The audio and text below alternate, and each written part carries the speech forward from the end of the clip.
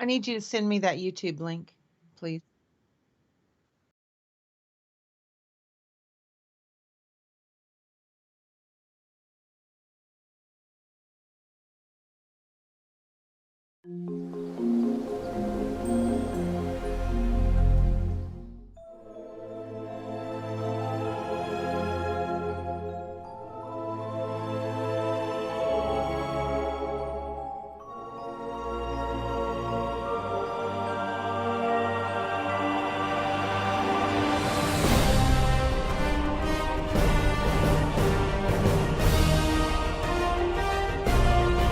I don't hear anything, Troy.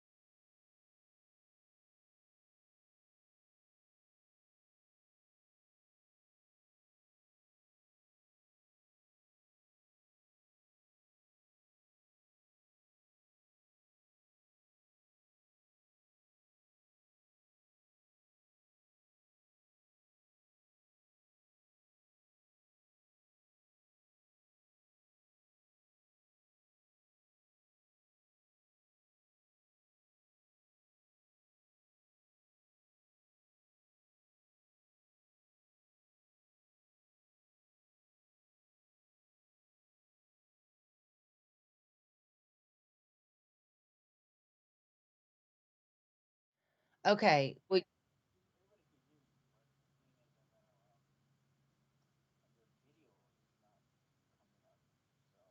I don't care about the video as much as the audio. Can you get me on audio? Can Okay, can you Oh, I'm sorry. I'm gonna get some feedback here.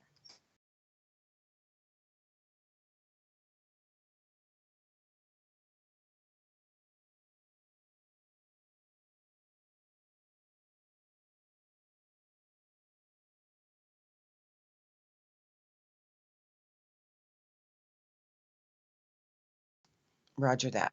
Okay, thank you. Bye. Okay, guys, we're having some issues, but I don't care as long as we're on audio, as long as you can hear me on the audio, that's all that matters.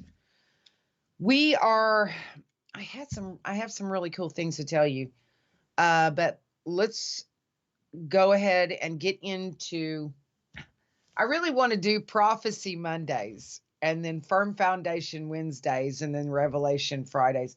But we're going to go ahead and while he can't get our video up, we're going to go ahead and get back into our study of John. You don't have to see me for that.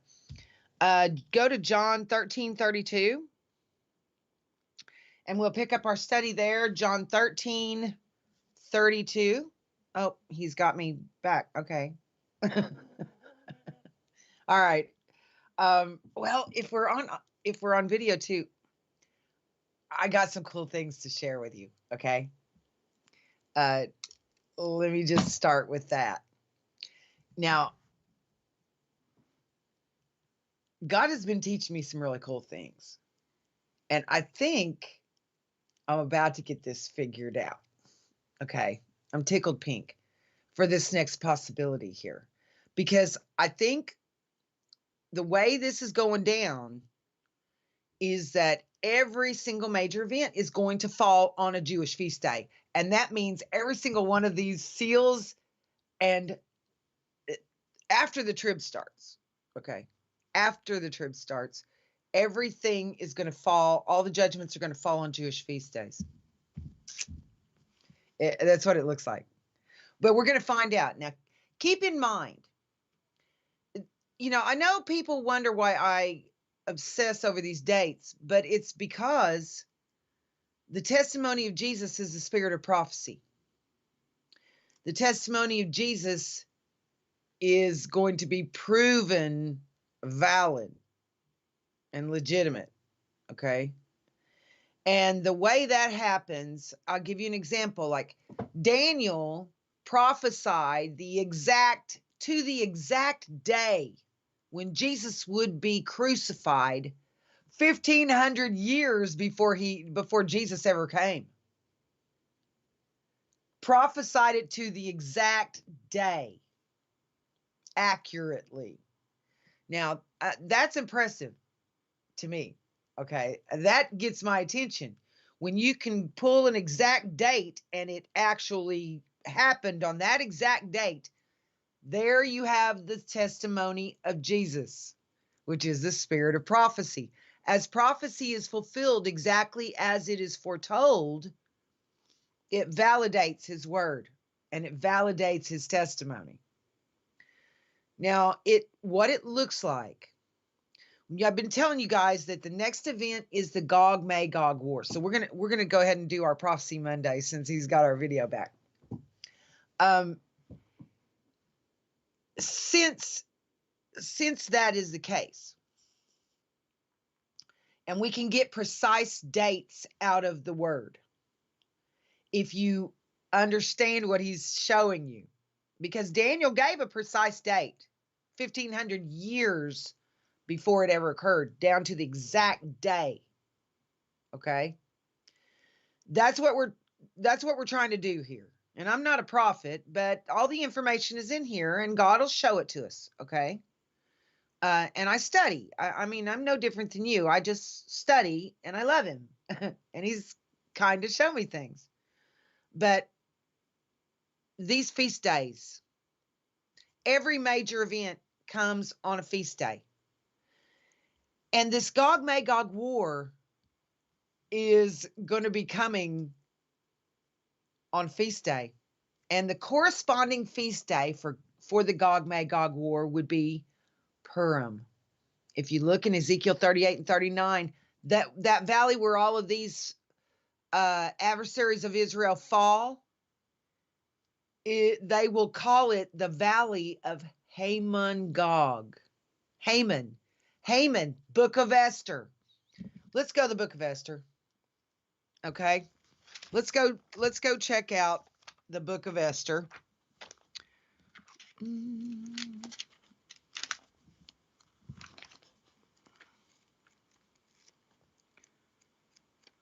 Joshua, Judges, Ruth, First Kings, Second Kings, and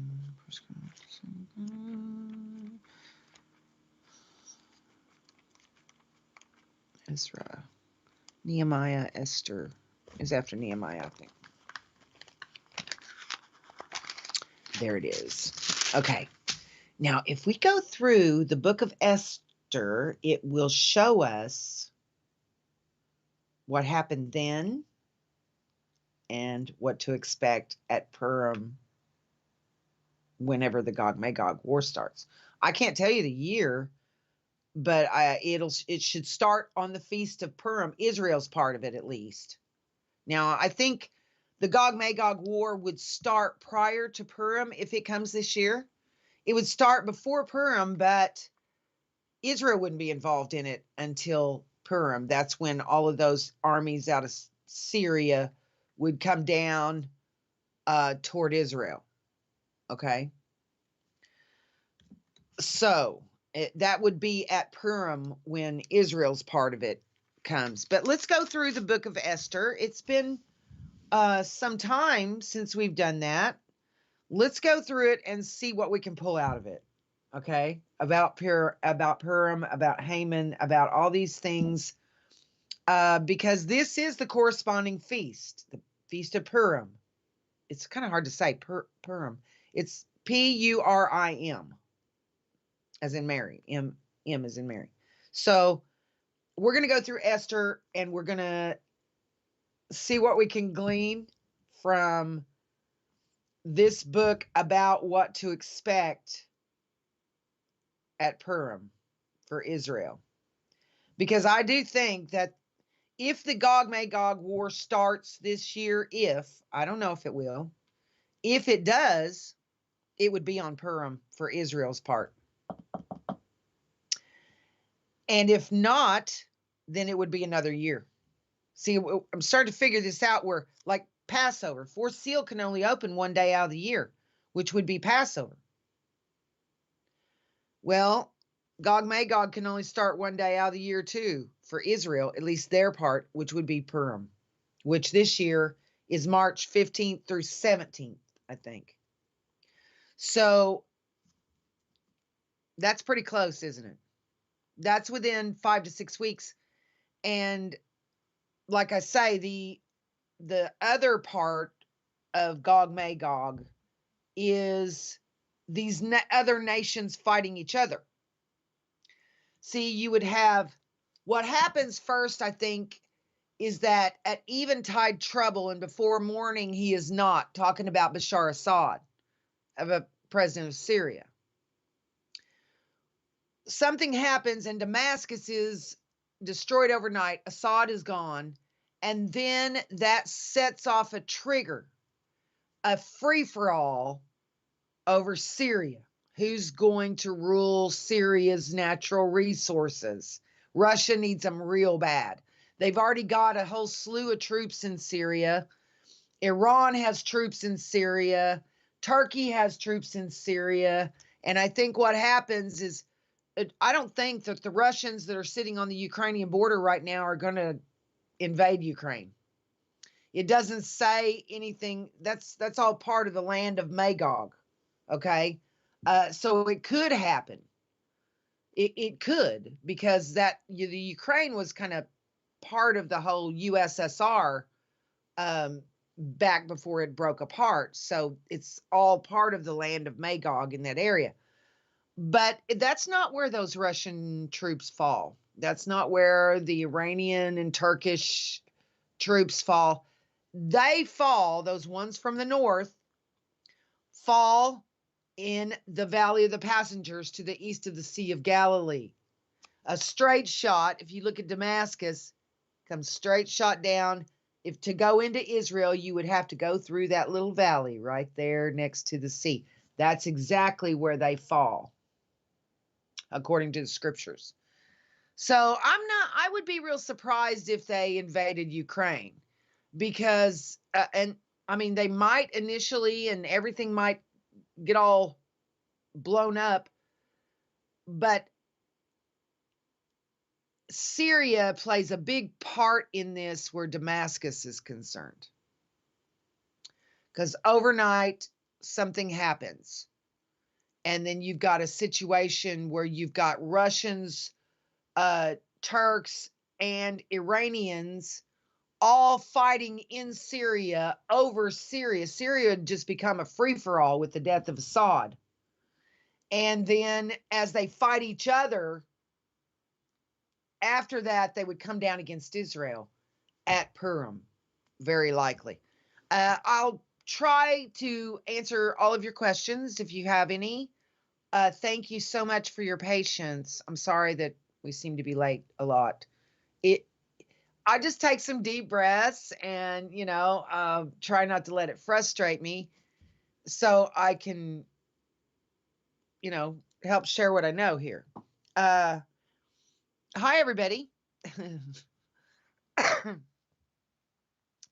Hi, Kelly.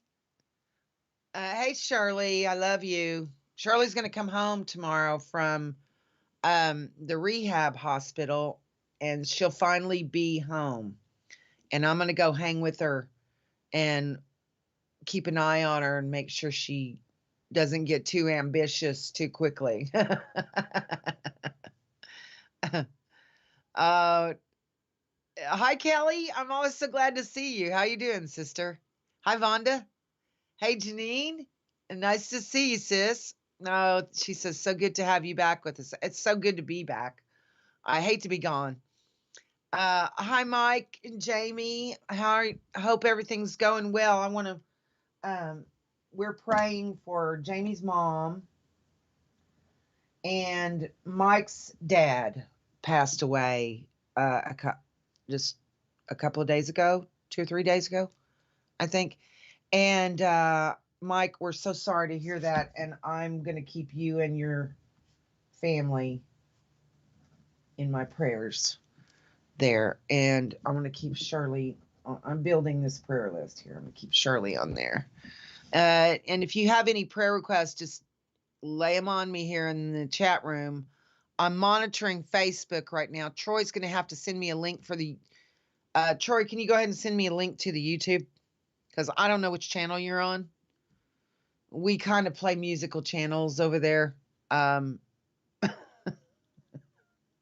Of where we got a broadcast from. Everybody doing okay? All right, let me see. Oh, hi, Linda. Both my Lindas are right there together. Wonderful to see both of you.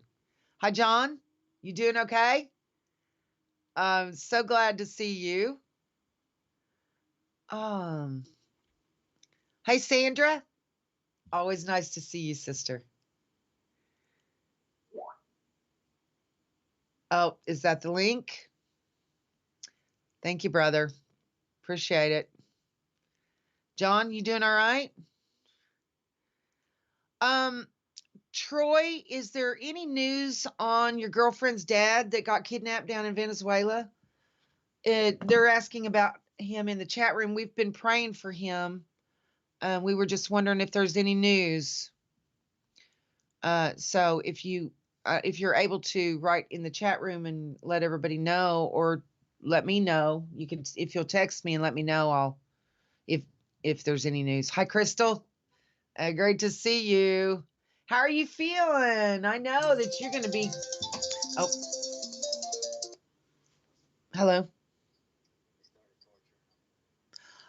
Oh no, really?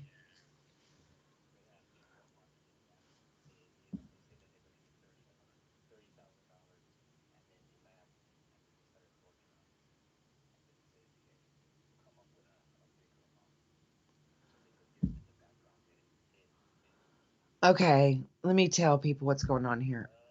Um, he's being held for ransom, but and 30,000 was offered for his safe return, but they laughed when they offered 30,000. I guess that's not enough for them, and then they began to torture him in the background. So this man is in dire straits. We need to keep him in our prayers. Okay. Thanks for the update, Troy. Appreciate it. Okay, bye. Reekage. Okay. Yeah, that's bad. Oh. All right. Let me put.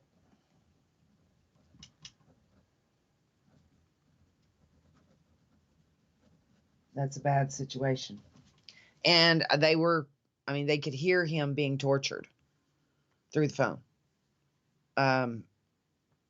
Reekage. And they've offered 30,000 for his safe return, but they won't accept 30,000. They just laughed. And I don't know. That's awful. Okay. Okay. Bless his heart. That's awful, isn't it? Poor thing. Okay. Any other prayer requests? Please put them in. Thank you for asking for that update, Vonda, because I do want to know what's going on with that situation as well. And I had forgotten to ask Troy about it earlier, and so I'm glad that you reminded me. Thank you. Um, Mike and Jamie says so many bad things going on. We got to be going home soon. Well, I can give you an idea. Well, unless we die. I mean, if we die, we go home, right? But I don't think that's what you're talking about. Collectively, a collective trip home. Uh,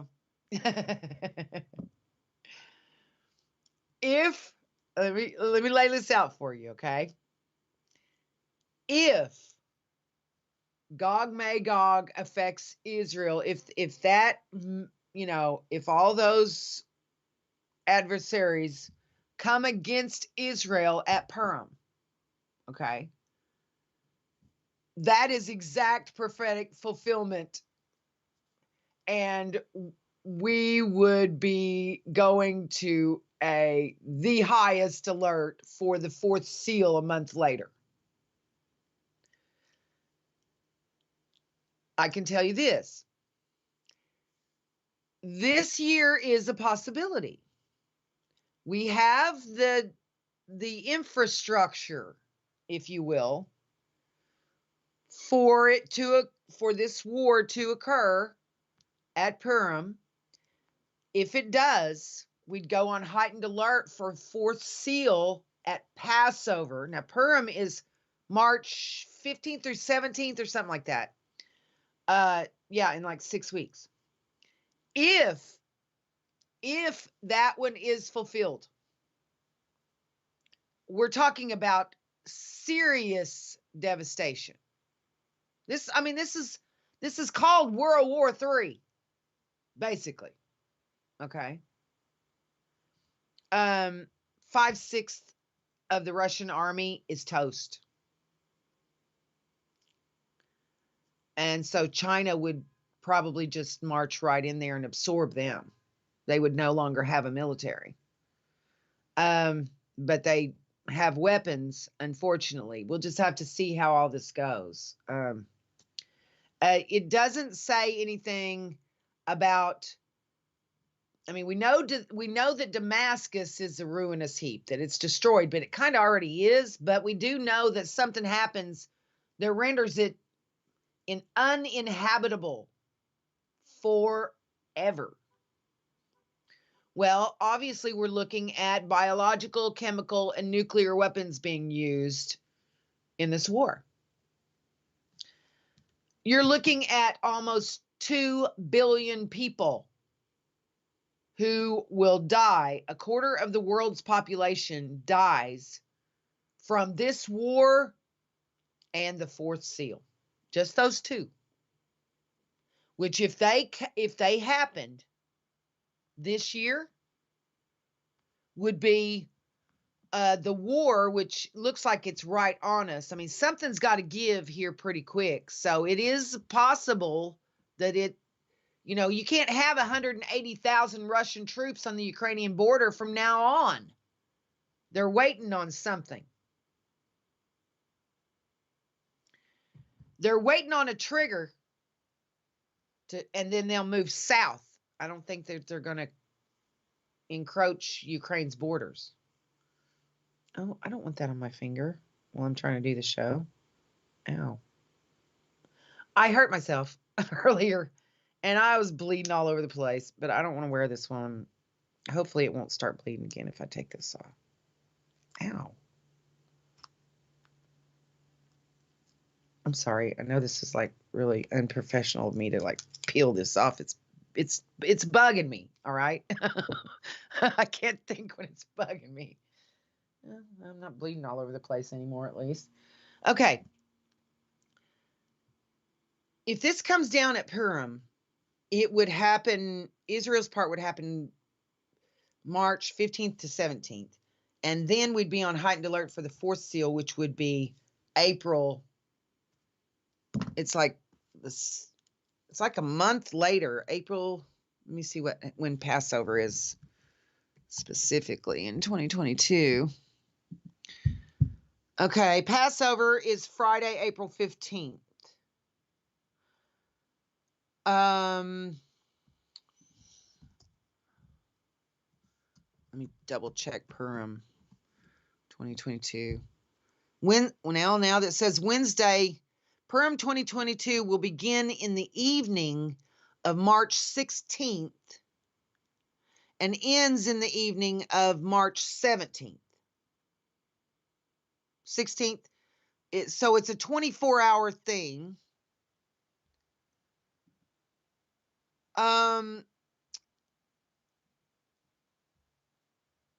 Okay. What I want to do is take you through Esther, but I'll lay out this year's infrastructure for you that we've got, which makes it such a cool possibility. We have the Feast of Purim, like I said, March 16th. Starts the evening of March 16th and goes into March 17th. You have that. Then a month later, if this big, okay? If that happens precisely and exactly at Purim, Israel's part of it, then we would need to be very, very watchful for the fourth seal to open at Passover a month later. Now, the fourth seal is huge numbers of deaths, and that would be back to back to, I mean, you're looking at a total of about 2 billion deaths between the effects of seals 2, 3, and 4. And 2 and 3 are doing their thing now. But this war is going to be devastating. I mean, ridiculously devastating, to where it's going to scare the entire world half to death. And nothing's going to be the same after it's over. The New World Order have purposely planned this war for way over 100 years. Since 1871, I mean, it goes back further than 1871 with where we see Albert Pike's letter to Mazzini. He describes these 3 world wars in that letter, and it's devastating. But it shows who's planning all this. You've got these billionaire globalists in Europe. They are the disinherited Jewish tribe of Dan. They feel like they have the right to run the world. People like George Soros, yeah, that's his Jewish tribe. Okay? And there's a lot more like him.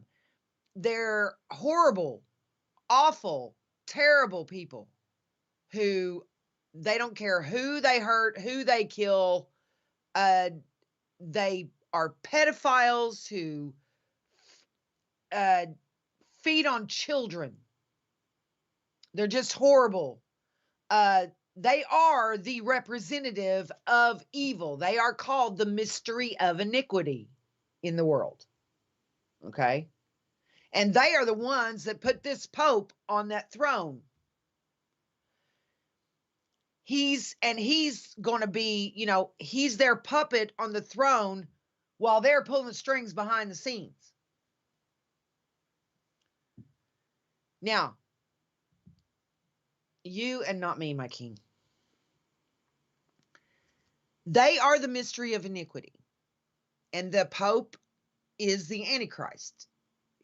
I can prove that. I mean, I can prove that with evidence and all kinds of scripture. He is confirmed to be the one. He's the only one that meets every single Bible criteria. Nobody else even comes close. There's only one person that can be the 8th Pope that's also a king. He's the new Caesar. See, the Caesars have risen again when the treaty was signed with Italy, the Lateran Treaty in 1929. These popes once again became kings, which meant of their own sovereign nation. They've been reviving the Holy Roman Empire, holy, unholy Roman Empire. And Caesar is once again on the throne after this war. There's their new world order. They need this war to cause complete chaos among the nations, and so they can establish their global rule. And they're doing it. They're doing it. Now, that is exactly what they have planned. They have planned for it to be a Muslim against Jews war. And their goal, they've armed both sides and provoked both sides. Their goal is for the Jews and the Muslims to destroy each other. So they can then just march into the Middle East from Europe and take over all those vast natural resources that the Arabs and the Jews are sitting on in the Middle East. It's all about money. It always is for them. But if that fourth, okay, let's do the if this war comes at Purim, exactly on Purim for Israel, that heightens the possibility that the fourth seal could open at Passover. If it does, then the tribulation period officially starts with that fourth seal opening. That means potentially the tribulation period could start in April at Passover. If the fourth seal opens on that exact date. Now, what happens to verify that it's opened? This is a visit by the death angel who was here in ancient Egypt and came through at midnight, and the firstborns of all the Egyptians died, from the oldest to the youngest, and including the firstborn of Pharaoh. That's what you need to expect again. The thing that hath been is the thing that shall be, and the thing that hath been done is the thing that shall be done, and there's nothing new under the sun. So, if this turns out to be the year that the tribulation period starts, it would start at the fourth seal. If the fourth seal opens and you have massive numbers of deaths overnight. This pale horse rider is death. Hell follows with him, which tells you who he's here for. He's coming for tares, from the oldest to the youngest. Now, the tares are programming. Okay? They look like living people, but they're designed to look like living people and act like living people, but they're totally programming. Okay? The children of God are living people both inside and outside this world, who are projected into this world, and we're alive. We're navigating using the word through all of these things. This is a race for crowns and rewards. Don't forget about that. Because if you forget that, you'll be afraid. And you don't want to be afraid. There's nothing to be afraid of. Okay? It's VR. There's nothing to be afraid of. But this is how he gets our attention, is by precision on these dates. Just way impressive stuff. Okay? So if the fourth seal opens, you're looking overnight, massive numbers of deaths. And that's only a month after the war produces massive numbers of deaths. Now, I had told you that this war and the official start of the tribulation period are so close, but the war has to come first. It has to. Because Israel starts burning weapons for 7 years before the final 7 years can start. I mean, how do they burn weapons for 7 years if the final 7 years has already started? Okay? They have to start burning weapons before the final 7 years begins, before the tribulation period starts. The fourth seal starts it. Now, will it open this year? I don't know. I hope so. And I know that sounds odd. I mean, I don't hope for destruction, but I hope that we get on with the tribulation period, because the longer it takes for it to start, the longer it's going to take for Jesus to come. Okay? Now, once it starts, Jesus would come just a very short time after the midpoint of the 7 years. So once it starts, we know how much time we have. If that seal opens at Passover and seal 4 opens, that's the official start of the trib. And that means that we're into the 7 years. And if this happens precisely on Purim, this Gog Magog war, then I know, then that'll confirm what my studies in this area, and I should be able to give you precise dates for every single judgment after that. Yeah, that's amazing, isn't it? We'll see. We'll just have to see. That I hope, but I know there's certain things I can already tell you. And that is that you have 9 judgments on the front end of that 3.5 years and 9 on the back end. So right there at the midpoint of the 7 years, the 5th trumpet sounds prior to the midpoint. Then you have the midpoint where the temple's defiled. Then right after that, you would have the 6th seal. Very close to that. Okay. These would happen close together, and the midpoint would be in the middle. Now, our midpoint would be the 9th of Av, in whichever year this falls. Okay? Now, if the trib starts this year and that 4th seal opens at Passover, Jesus would come for us just a smidge over 3.5 years later. Okay? And we would know exactly. Now, if it doesn't start this year, if that war doesn't come at Purim, then that 4th seal's not going to open. And so the whole rest of the year is disqualified. And the next qualifying year would be 2025, which means we wouldn't see Jesus until at least 2028. We don't want to think like that, do we? It is possible for this year. If it doesn't happen this year, though, it's going to wait till 2025.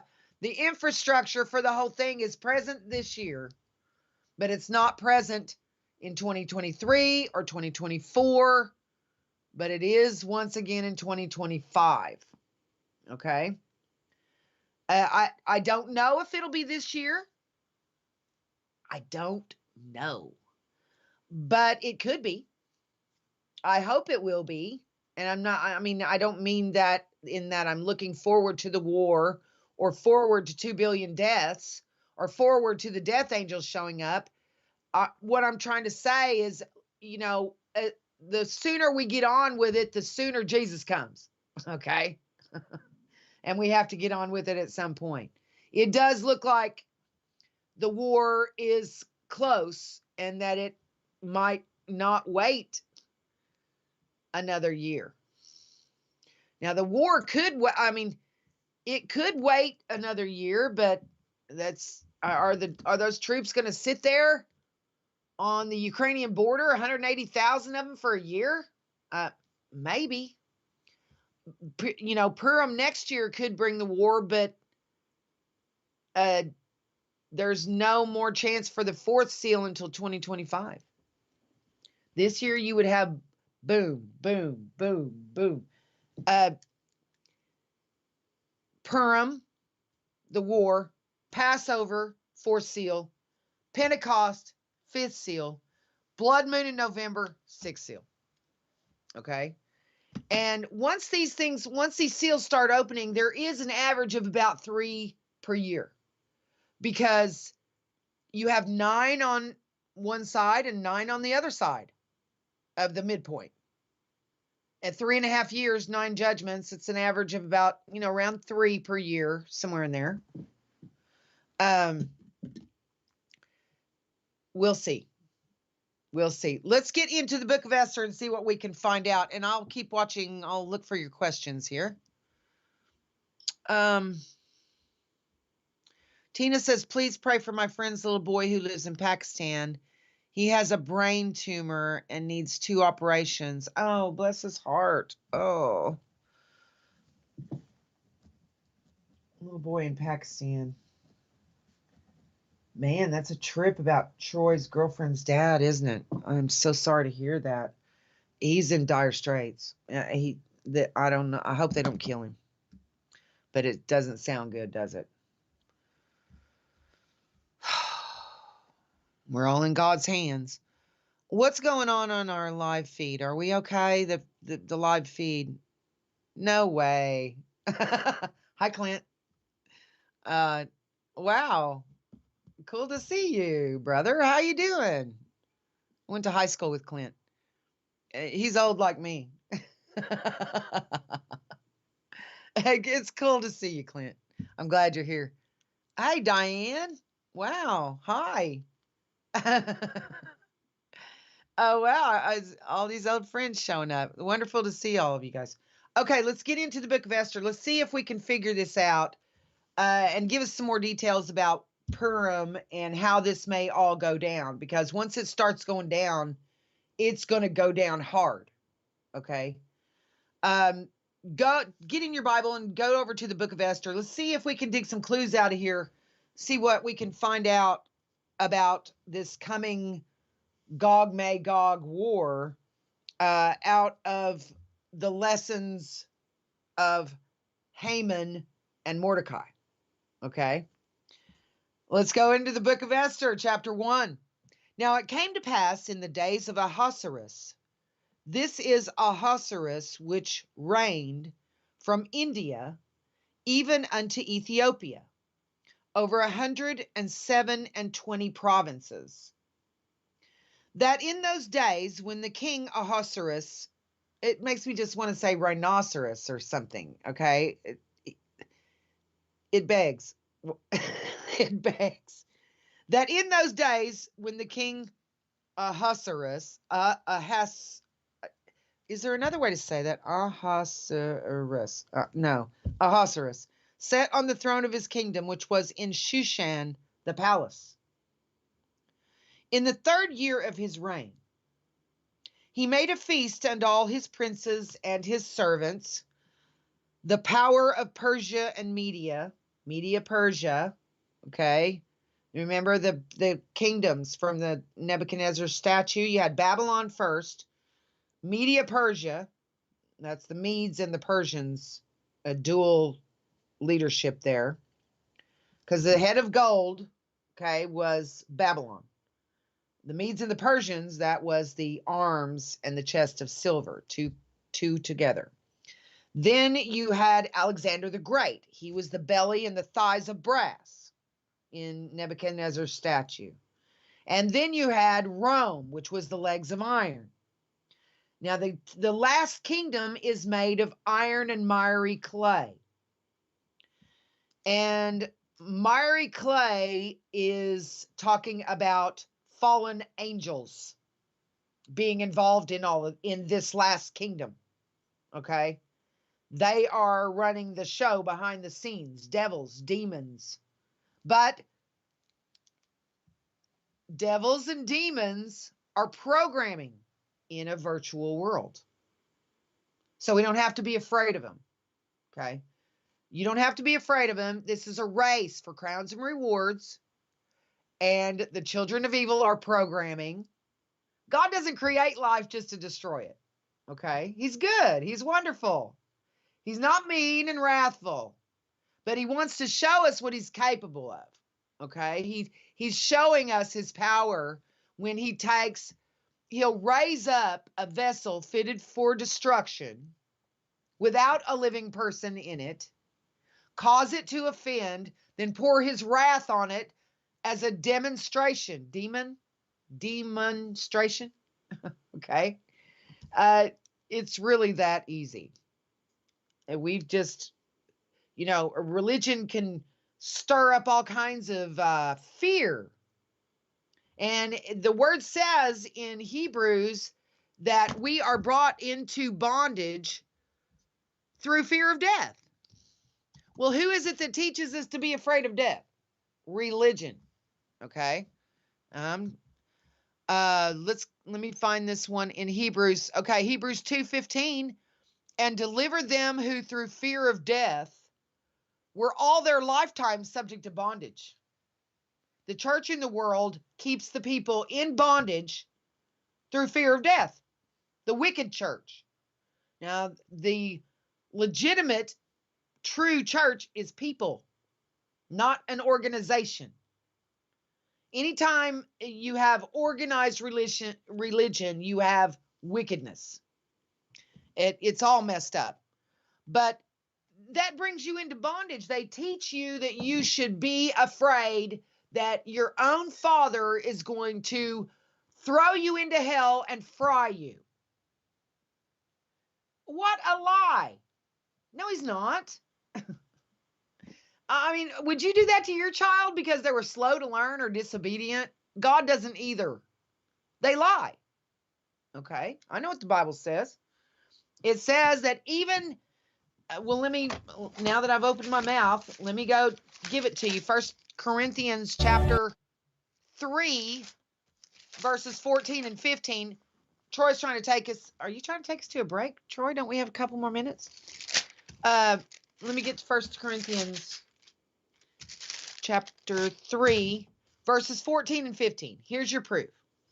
If any man's work abide, which he hath built thereupon, he shall receive a reward.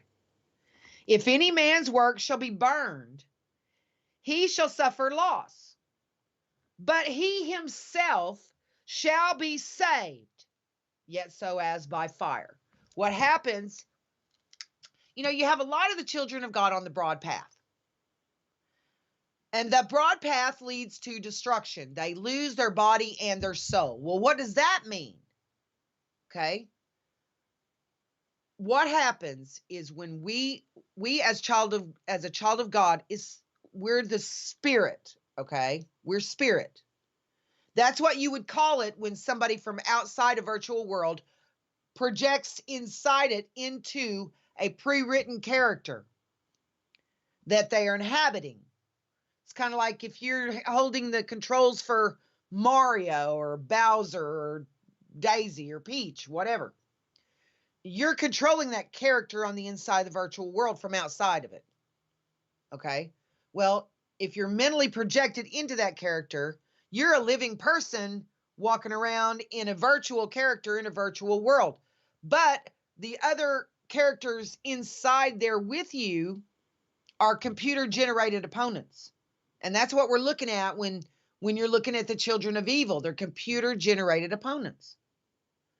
And they're not living people. We know that because Jesus is the way, the truth, and the life. There is no life in the children of evil because there's no Jesus in the children of evil. So they can't, if there's no life in them, they can't be alive. Well, so what are they? Animated dust? My guess would be programming. Science says this is a virtual world that we're in. So that makes sense to me that they're programming. Okay. But right there in 1 Corinthians 3:14 and 15, it tells you, if any man's work abide, which he hath built thereupon, he shall receive a reward. If any man's work shall be burned. That means if you totally blow it, okay, he shall suffer loss. You know, he's going to lose his soul and his body. But he himself shall be saved, yet so as by fire. What that means is that those on the broad path that lead to destruction, the character that they have been in his story, that child of God has been inserted into, overcomes them. The sin and evil of that character overcomes the child of God within. And they need Jesus to rescue them from that body and soul that's hellbound and hell-bent, whatever. So, okay, I'll explain this right on the other side of the break. Don't go away. Kings and kingdoms will bow down,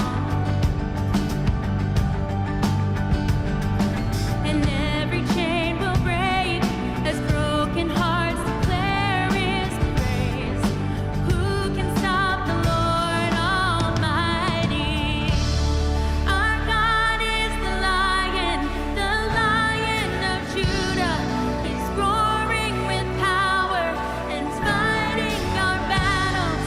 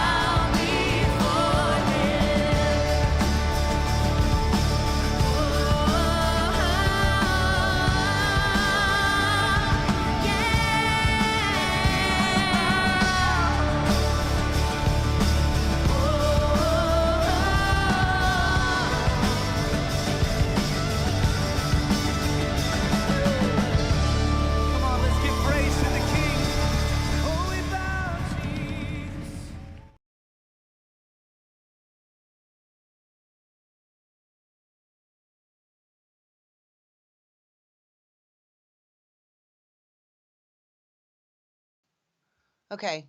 Welcome back to your Way Happy Bible Study on CUBN. Okay. Everybody doing okay over here? All right. Yeah, I remember you, Diane. Welcome. I'm so glad to see you. Let's see. Yes, that's right, Crystal. He's also Ahasuerus was also known as Xerxes. Did you ever see the 300? If you did, you get an idea of who Xerxes was. Real piece of work. Oh, yeah.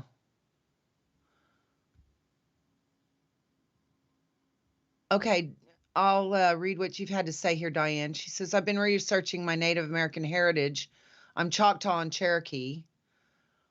My grandpa was forced into American residential schools taught by Catholics. They were hired by the government to take the Indian out of the man, to save the man. They cut their sacred hair, forced them to wear American clothes, starved them, beat them, would not let them speak their native tongue.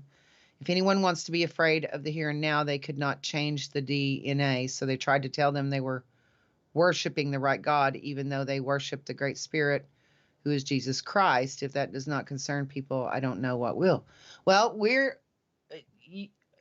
there's just so many weird things going on in the world. This is, pick one. You know what I mean? I know it's terrible what's happened to Native Americans. I'm Choctaw too. So I totally get it. Let's get back into our study. Okay. I wanted to explain to you quickly about what happens if you're on the broad path and what happens if you're on the narrow path. Okay. Now, most people are on the broad path that leads to destruction. That's religion, duty. Okay. Those that are on the broad path, they don't get to keep their body or their soul. They lose their body and their soul. Now, what does that mean? The soul is not the child of God. Okay. The child of God is the spirit. The soul is the personality of the character you have been inserted into, that you're inhabiting. That's it. The character that's pre-written into his story. The soul is the personality of the character you inhabit. The personality of the character you inhabit. Okay? Like, as a child of God, I have a different name outside of this world. I have a body and a name and a life outside of this virtual world. So do you. On the inside of it, the soul is your world identity. Okay? Now, if we were talking about how if the child of God within is overcome by that identity, see, the child of God within has to rise up and surrender that character's life to Jesus Christ. Okay? If we do that, then he takes the reins and he's in control, and he will feed the child of God inside the word and strengthen them by the Spirit, and he takes over from within, and he leads our steps, and he makes sure that we win our race through him. Okay? And we would get to keep our body if we surrender that character's life to Jesus. You get to keep the character and the personality of the character you inhabit that's written into his story. For me, it's the pre-written character is Lisa Sparks. The child of God inside the body reaches out to God and surrenders the body and the soul to Jesus. And if you do that, he will obey the word through you, upload the word into your mind, reprogram your mind that the world has taught you totally opposite of, and you'll get to keep your body, the body of the character you inhabit, and the soul, the personality. And you'll get you'll get all the cool upgrades to immortality. You know, you'll be young, strong, healthy, and immortal with all the cool upgrades, abilities, like Jesus had, superpowers, if you will. But that's if you're on the narrow path. If you're on the broad path, the narrow path is loving Jesus. You love God, you love Jesus, you're on his side, you worship him in spirit and in truth, which means you love him with all your heart. It's a heart thing. You don't just have a respect for God. You love him. You want to please him. Okay? That's the narrow path. The broad path that leads to destruction is just religion, duty. What does God want me to do?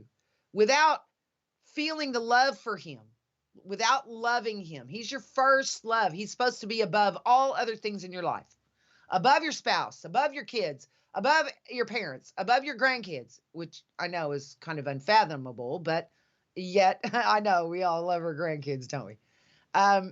But he's above all, everyone, everything. That's the narrow path.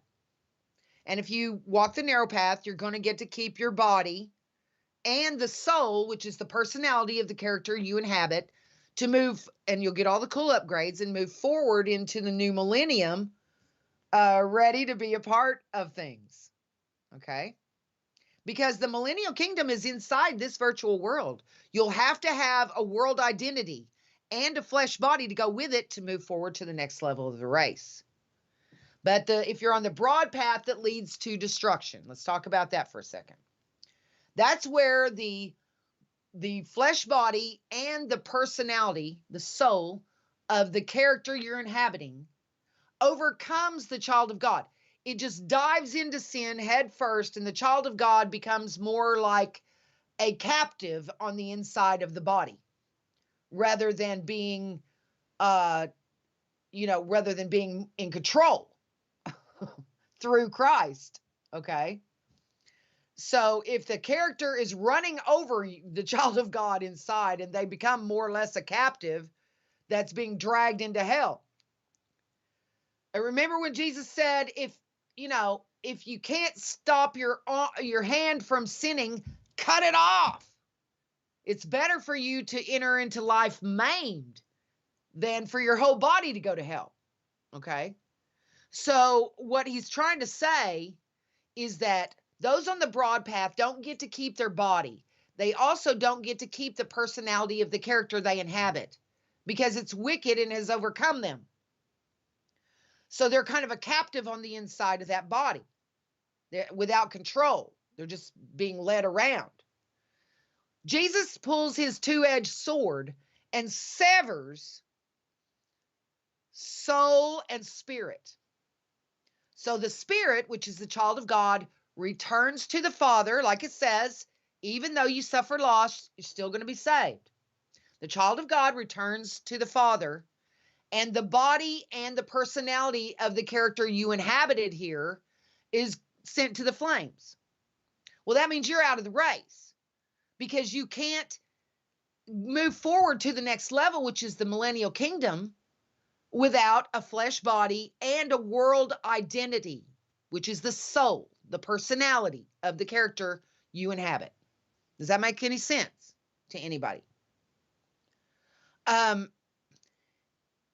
You, as a child of God, you are never going to see hell, even if your body and your personality of your character you inhabit, the world identity, goes to the flames. Even if you lose your body and your world identity, you'll return to the Father unharmed, totally safe, ashamed of yourself, wanting to kick your own self, in the butt, but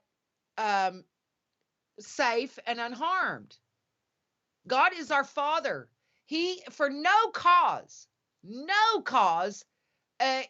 in existence or non-existence, would cause our Father who loves us enough to die for us to burn his own children alive eternally. I mean, no, there's no way.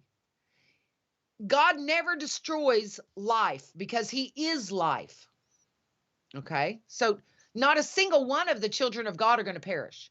Maybe we might lose the body and the personality of the character that we've been inhabiting since birth. But we ourselves would be saved, yet so as by fire. It's a race. He's not frying his own children over a race for crowns and rewards.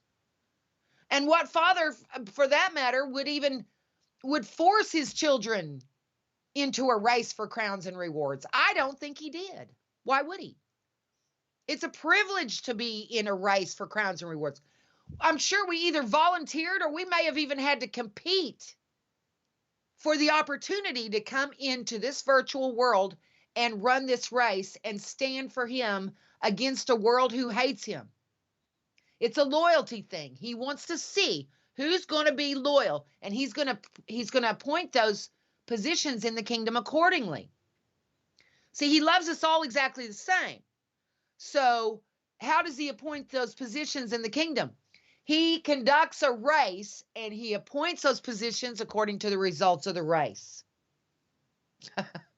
This is exactly what this tells us. Okay, if you study it, and I've studied, most of my life, and this is the most amazing book. It's fascinating. I can't get enough of it.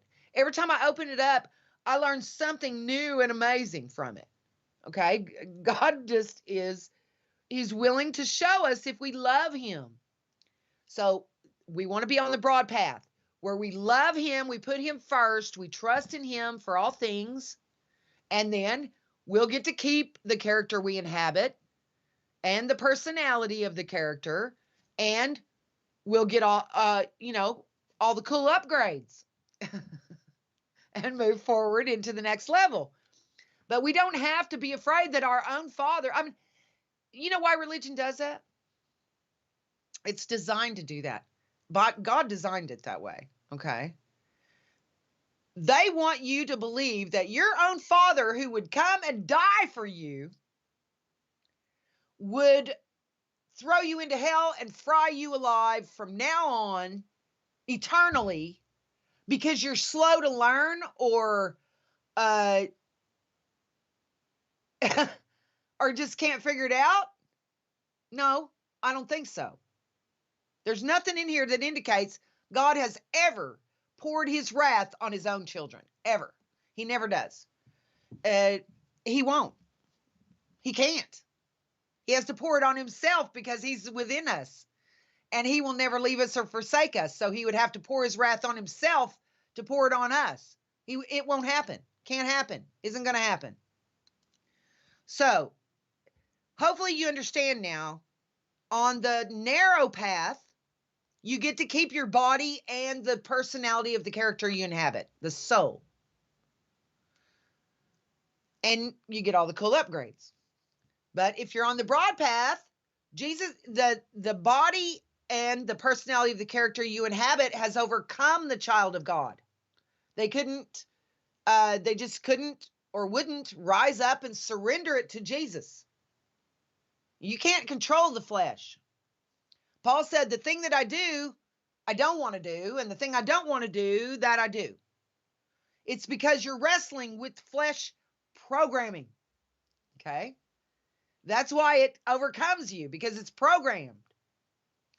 But if you surrender that character to Jesus, surrender your body and the personality to Jesus, surrender everything you are to him, he'll take control, and your victory is his victory. Okay? You're absorbed into his victory, his grace, his mercy, his love, and you're going to get your body back with all the cool upgrades.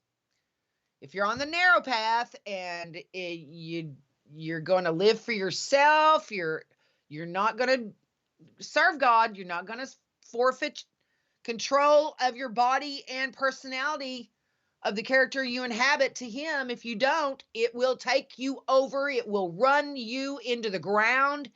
It will drag you through the mud, and you won't get to keep it because it's overcome you. You have to be able to, if you can't control a body that's powerless, Why would God give you an immortal body with all the cool upgrades? Okay. If you can't take the one you've got now and surrender it to Jesus, you know, you're not going to get an immortal body for the millennium. But you're not going to, either way, even if you lose your race, even if you fail and you curse God and die, you're still not going to burn as a child of God. You're still not going to. The child of God returns to the Father. The body and the soul are severed from that child of God that was merged in the womb. The body and the personality of the character goes to the flames. Child of God returns to the Father in defeat. But if you are on the narrow path where you love Jesus, okay, you learn his word, you obey him, you serve him, he is first in your world, then you're going to get to keep your body and the character, the personality of the character you inhabit, and he will upgrade you, okay, for the millennium. It's a race, all right? It's a race. But religion scares people. They put a fear of death into you. Well, we don't face real death.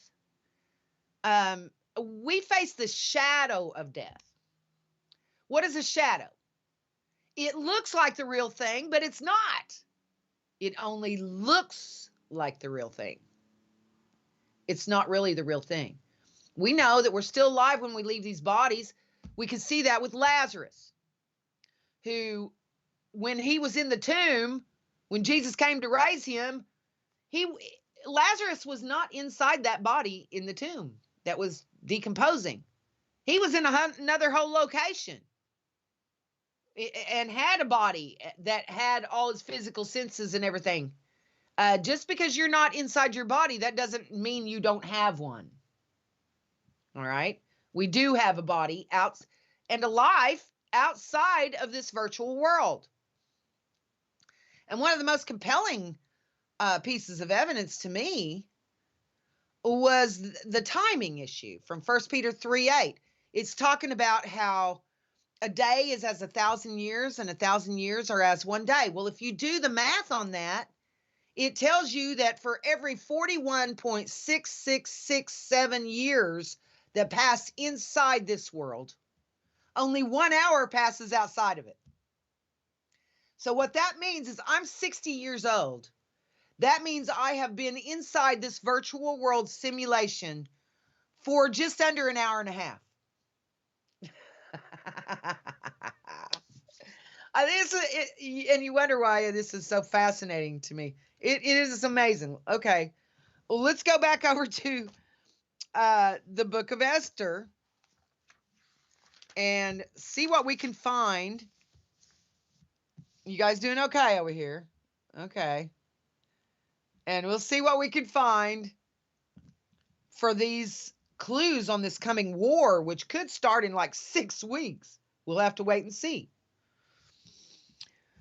All right. In verse 3, in the 3rd year of his reign, he made a feast unto all his princes and his servants, the power of Persia and Media, the nobles and princes of the provinces, being before him. When he showed the riches of his glorious kingdom and the honor of his excellent majesty many days, even 180 days. And when these days were expired, you know, it's notice in verse 4 when he showed the riches of his glorious kingdom and the honor of his excellent majesty many days, even 180 days. That's 120 days. Okay. Anytime you see numbers, they mean something.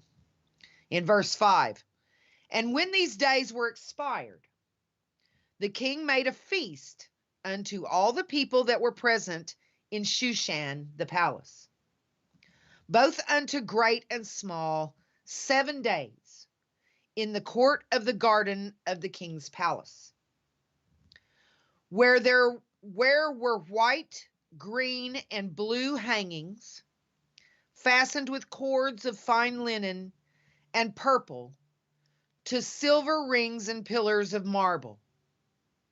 The beds were of gold and silver, upon a pavement of red and blue and white and black marble. If you can picture all this in your mind as we go through the description, it's really elaborate. In verse 7, and they gave them drink in vessels of gold. The vessels being diverse or different, one from another, and royal wine in abundance, according to the state of the king. In verse 8, and the drinking was according to the law. None did compel. For so the king had appointed to all the officers of his house, that they should do according to every man's pleasure. Also, Vashti, the queen, made a feast for the women in the royal house, which belonged to King Ahasuerus. Verse 10, on the 7th day, when the heart of the king was merry with wine, he commanded Mehuman, Biztha, Harbona, Bigtha, and Abagtha,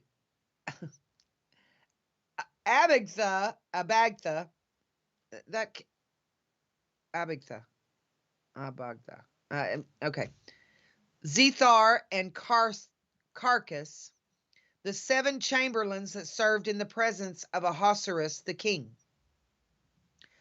to bring Vashti the queen before the king with the crown royal, to show the people and the princes her beauty, for she was fair to look on.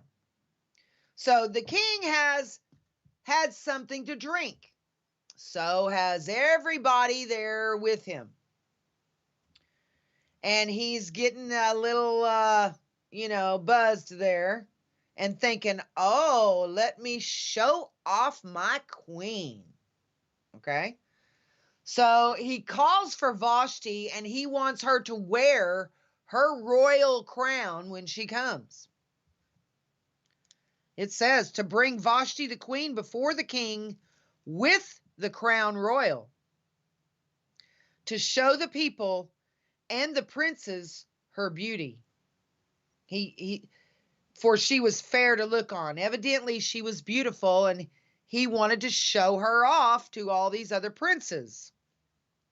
In verse 12, but the queen Vashti refused to come at the king's commandment by his chamberlains. Therefore was the king very wroth, and his anger burned in him. Now from what I understand, Vashti the queen, she did not want to come out and be paraded like a trophy in front of a drunk king and his guests. But you don't refuse the king without consequences. So it says, therefore was the king very wroth. Now, and his anger burned in him. He was so angry because it made him look bad to all these princes he was bragging to. He's like, I'm going to bring out my queen and show her to you. And then she refuses to come, which makes him look impotent as a king. And you can't have that. In verse 13, then the king said to the wise men, which knew the times, for so was the king's manner toward all that knew law and judgment.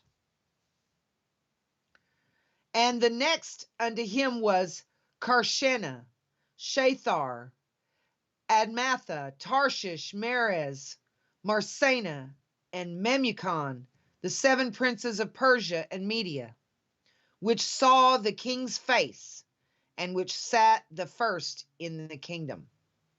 Oh, They're all wanting to run and hide because the king looks bad in front of his guests. The queen refuses to come. It's a bad situation. In verse 15, what shall we do unto the queen Vashti according to law, because she hath not performed the commandment of the king Ahasuerus by the chamberlains?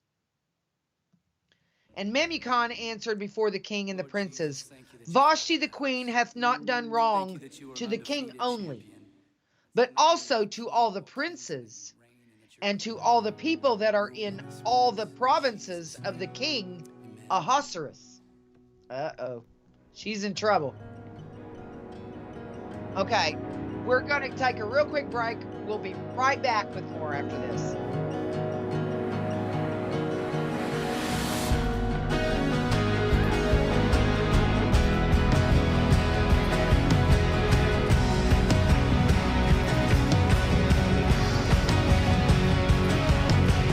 There is power when you speak, your voice like thunder, growing louder and louder. The mountains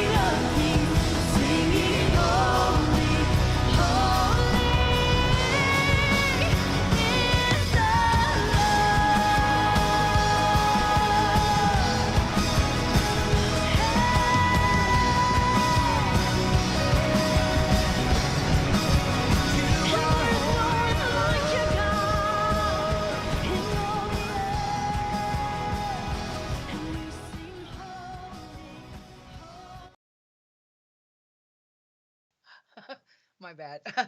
Welcome back to your Way Happy Bible Study on CBN, CUBN. My bad. I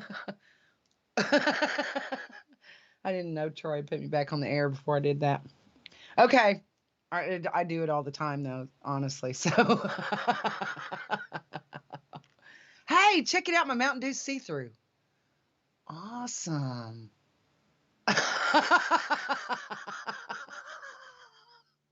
You can see right through me.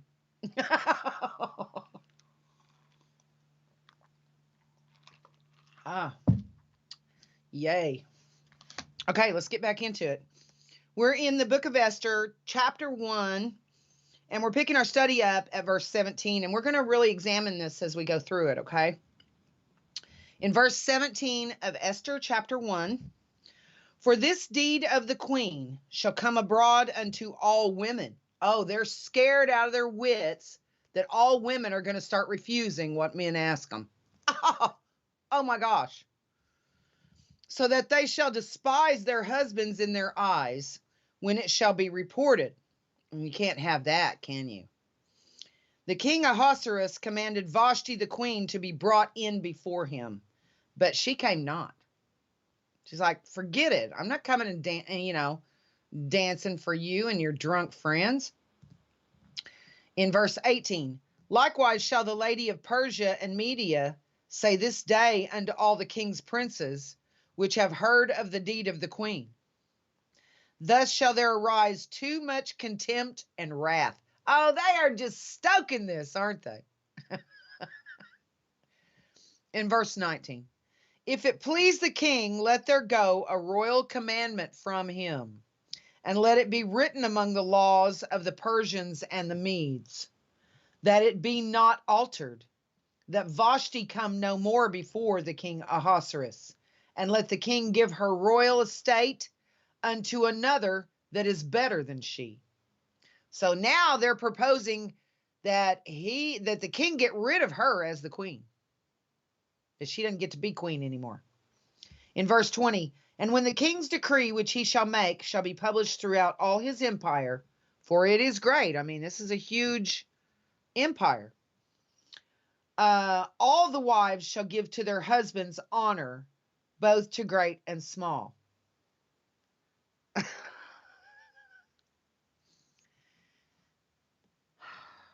I love God, but ancient man considered women as property, possessions, whatever, which is disgusting. If a man, let me just say this, if a man is honorable, loving, kind, dependable, trustworthy, generous, loving, then he doesn't have to insist on a woman's respect from her. Okay? This king was drunk. All his guests were drunk, and he wants his queen to come in with her crown. And he wants to put her on display before all these drunks it was a mess. And she's like, no, I'm not going to do that. No telling what could have happened to her had she done it, had she gone. It may have been a really bad thing. She's like, no way, I'm not coming in there with all you guys being drunk and with my crown and being, on display for you. So, in verse 21, and the saying pleased the king and the princes, and the king did according to the word of Memucan. For he sent letters into all the king's provinces, into every province according to the writing thereof, and to every people after their language, that every man should bear rule in his own house, and that it should be published according to the language of every people. Now, like I say, if a man is a man of God, if he loves God, he can love you. If he doesn't love God, he can't love you. That's just how it works. Chapter 2. After these things, when the wrath of King Ahasuerus was appeased, he remembered Vashti and what she had done and what was decreed against her. Then said the king's servants that ministered unto him, let there be fair young virgins sought for the king. He's going to find a new queen. And let the king appoint officers in all the provinces of his kingdom, that they may gather together all the fair young virgins unto Shushan the palace, to the house of the women, unto the custody of Hegai, the king's chamberlain, keeper of the women. Those kind of statements just make me go, ugh. Keeper of the women, right? And let their things for purification be given them. In verse 4, and let the maiden which pleaseth the king be queen instead of Vashti. And the thing pleased the king, and he did so. In verse 5, now in Shushan the palace there was a certain Jew whose name was Mordecai. Remember that name, it's very prominent through this entire book. The son of Jair, the son of Shimei, the son of Kish, a Benjamite. So he was from the tribe of Benjamin. In verse 6, who had been carried away from Jerusalem with the captivity, which had been carried away with Jeconiah, king of Judah, whom Nebuchadnezzar, the king of Babylon, had carried away. So when Daniel and Shadrach, Meshach, and Abednego were carried away to Babylon, you had Mordecai was one of those who also was carried away into this area. In verse 7, and he brought up Hadassah, that is Esther, his uncle's daughter, for she had neither father nor mother, and the maid was fair and beautiful, whom Mordecai, when her father and mother were dead, took for his own daughter. So he's her uncle, or cousin, actually. It says his uncle's daughter. So Mordecai's uncle's daughter, which would, I guess, make Esther his cousin. In verse 8, so it came to pass when the king's commandment and his decree was heard, and when many maidens were gathered together unto Shushan the palace, to the custody of Hegai, that Esther was brought also unto the king's house, to the custody of Hegai, keeper of the women. And the maiden pleased him, and she obtained kindness of him. And he speedily gave her her things for purification. Do you know why he showed her favor? God did that, okay? God can give you favor with anybody or withhold that favor. So it says, and the maiden pleased him. See, that's in the hands of God. And she obtained kindness of him.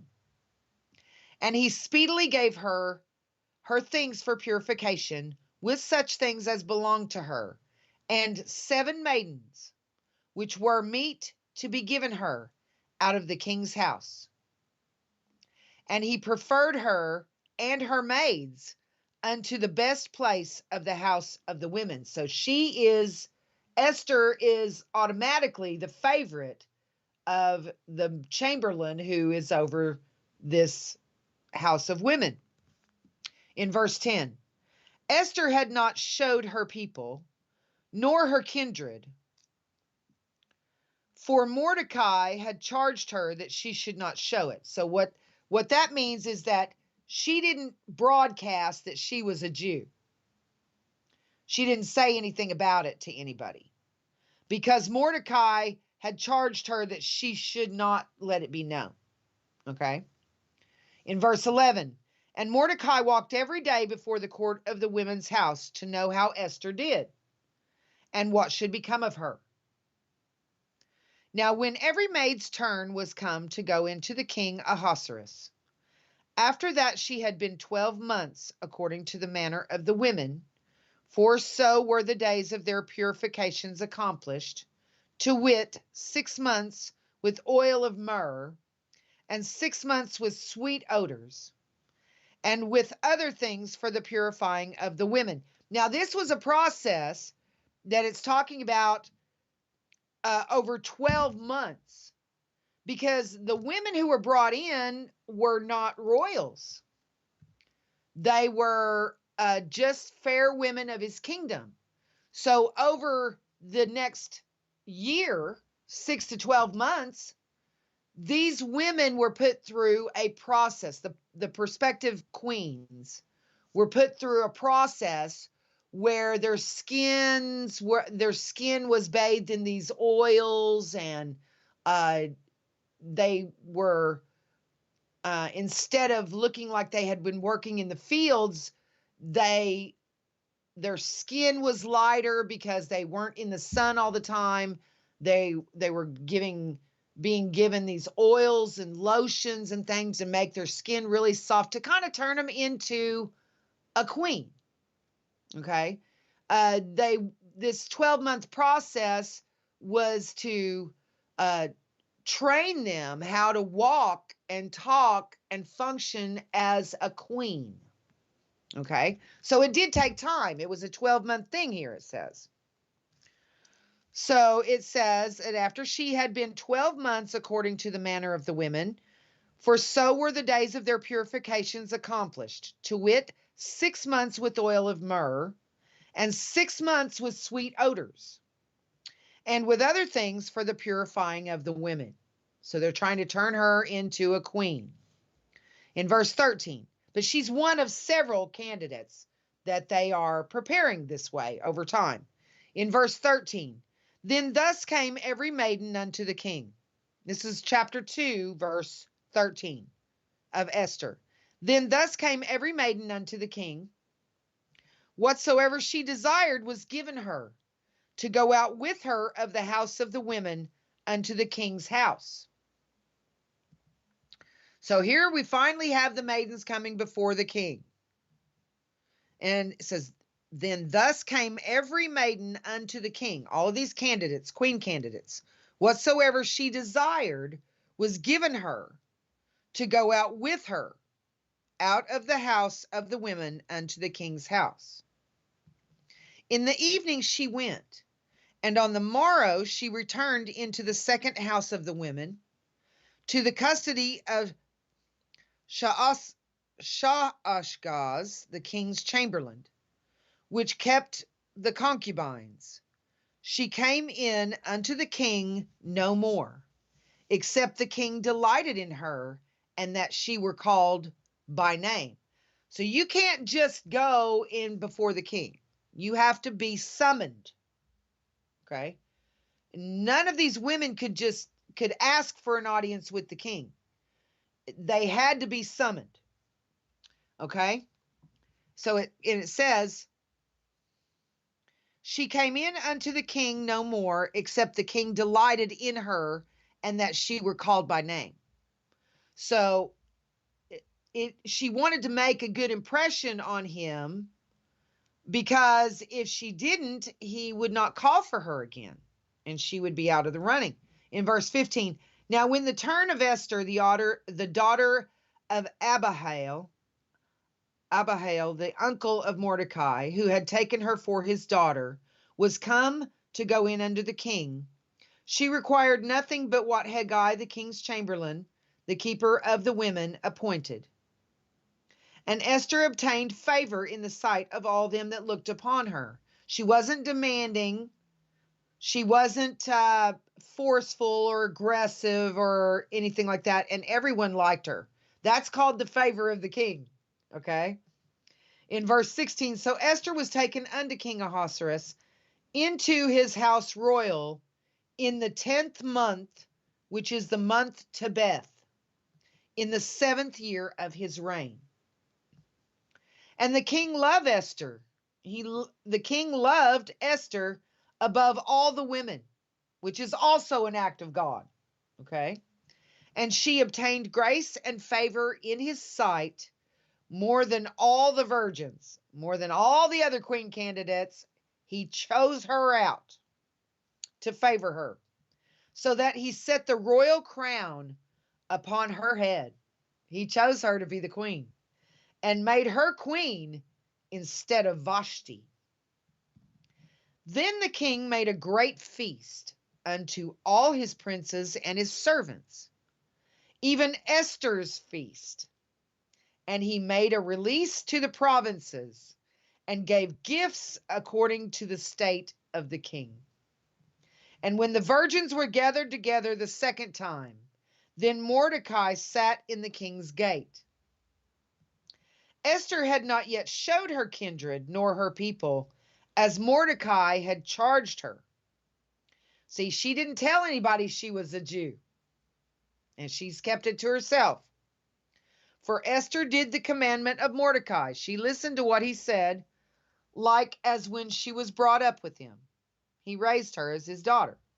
In verse 21, in those days while Mordecai sat in the king's gate, two of the king's chamberlains, Bigthan and Teresh, of those which kept the door, were wroth, angry, and sought to lay hands on the king Ahasuerus.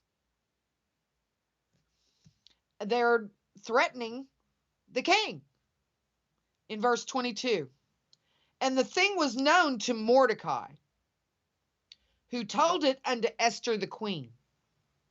And Esther certified the king thereof in Mordecai's name. And when inquisition was made of the matter, it was found out. Therefore, they were both hanged on a tree. That would be Bigthan and Teresh, who were plotting against the king. They were hanged on a tree. And it was written in the book of the Chronicles before the king. How about it? Chapter 3. Does anybody have any questions thus far? Me too, Crystal. She says, I struggle with trusting a man. Me too. Me too.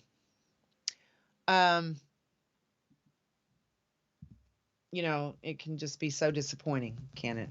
When a man doesn't have the love for God. I mean, that's the most attractive thing about a man to me is his faith. In chapter 3 of the book of Esther. Are we still good here? All right. Verse 1 of Esther chapter 3. After these things did King Ahasuerus promote Haman.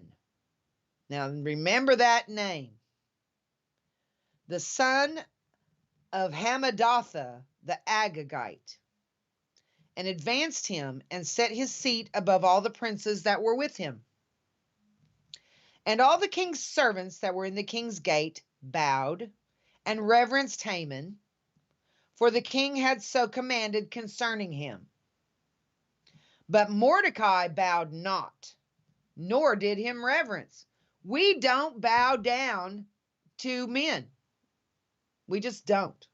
I mean, yes, if it's a king, you show him appropriate respect, okay? But Mordecai reverenced the king, right? But he says, I'm not bowing down to Mordecai. I'm not bowing down to Haman. Not doing it, okay? But Mordecai bowed not, nor did him reverence. Well, that's because you don't bow before men. This guy was just he wasn't any better than Mordecai was as far as his rank went. In verse 3, then the king's servants which were in the king's gate said unto Mordecai, why transgressest thou the king's commandment? Now it came to pass when they spake daily unto him, and he hearkened not unto them, that they told Haman to see whether Mordecai's matters would stand. for he had told them that he was a Jew. And when Haman saw that Mordecai bowed not, nor did him reverence, then was Haman full of wrath. And he thought scorn to lay hands on Mordecai alone, for they had showed him the people of Mordecai.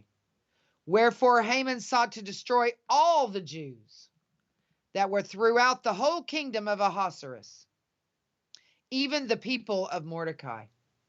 So now Haman, he wants all the Jews to die, all of them.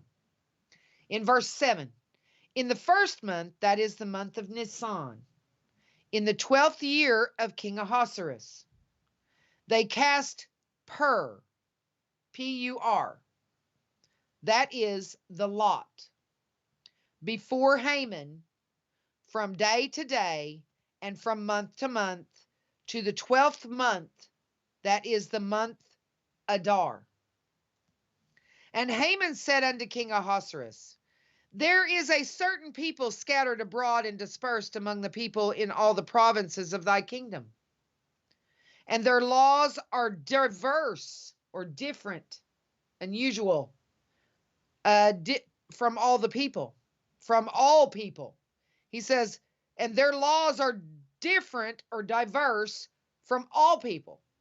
These are just a very unique, isolated people. Their laws are different from those everybody else in the kingdom.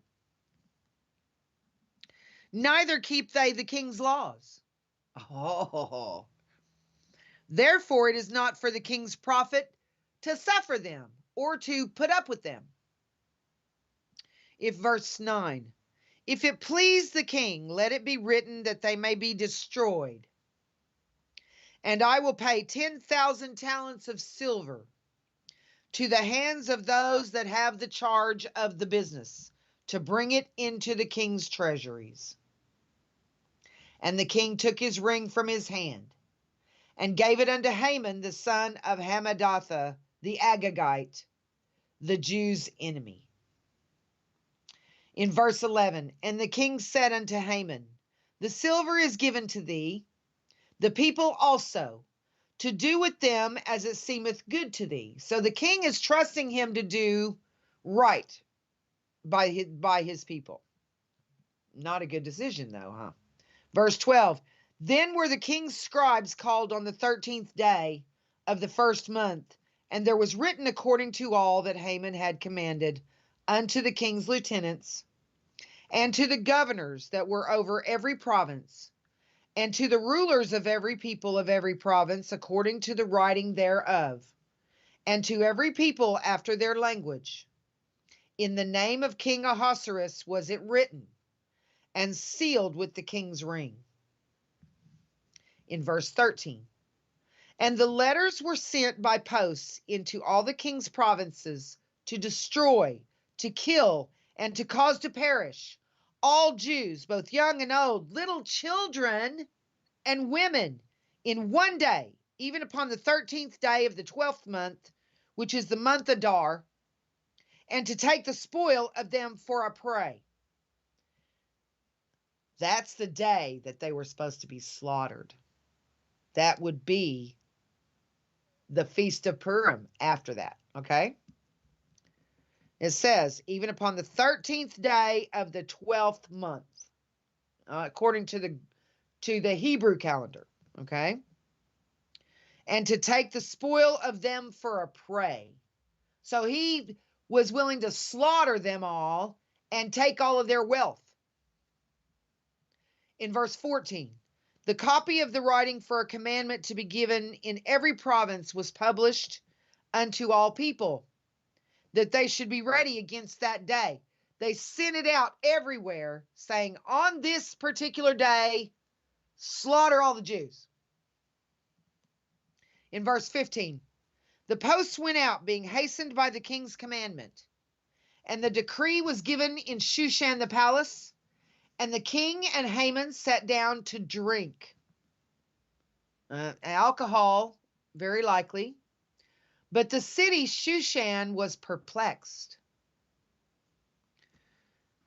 chapter 4. When Mordecai perceived all that was done, Mordecai rent his clothes. He sees that the Jews are about to be exterminated. He rips his clothes. That's what they do when they just like, rip their clothes. And put on sackcloth with ashes, and went out into the midst of the city, and cried with a loud and bitter cry, and came even before the king's gate, for none might enter into the king's gate clothed with sackcloth. He's out there, but he can't enter. And in every province whithersoever the king's commandment and his decree came, there was great mourning among the Jews, and fasting and weeping and wailing, and many lay in sackcloth and ashes. They're going to be slaughtered on this certain date, and now they know it.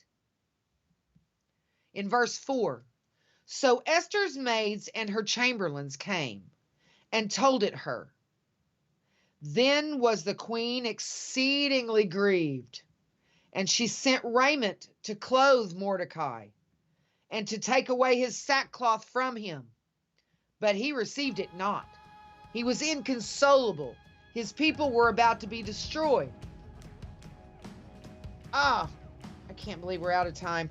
Next time we will pick it up at Esther chapter 4, verse 5 in our study. I love you guys. Thanks for studying with me tonight. Hope to see you on Wednesday, 7 p.m. right here on CUBN. And in the meantime, do right and risk the consequences.